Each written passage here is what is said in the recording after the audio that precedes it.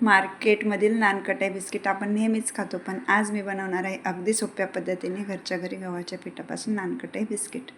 त्यासाठी मी 2 वाट्या गव्हाचं पीठ घेतलेलं आहे आणि 1 वाटी बेसन पीठ घेतलेलं आहे।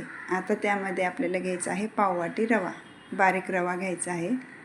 आता हे व्यवस्थित मिक्स करून घेऊयात।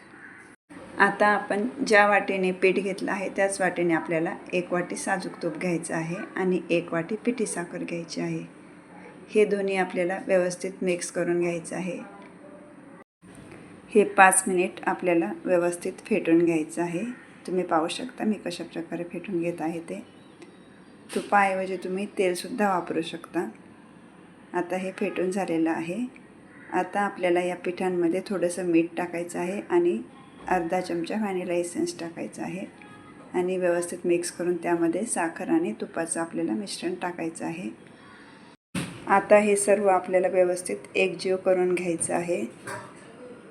व्यवस्थित एकजीव करून झाल्यावरती आपल्याला हे एका बाजूला असं दाबून ठेवायचं आहे आणि आता आपल्याला त्याचे बिस्किट घडवून घ्यायचे आहेत। हे बिस्किट जास्त पातळसुद्धा नाही घडवायचे आणि एकदम जाडसुद्धा नाही घडवायचे। तुम्ही पाहू शकता मी कशा प्रकारे बिस्किट घडवलेले आहेत। मुलांना अधेमध्ये खाण्यासाठी द्यायला हा एकदम पौष्टिक पदार्थ आहे आणि हा बनतो पण एकदम झटपट। तुम्ही सुद्धा नक्की ट्राय करून पहा। आता तुम्ही पाहू शकता अशा प्रकारे मी सर्व बिस्किट घडवून घेतलेले आहेत। आता कढईमध्ये घेत आहे मी मीठ।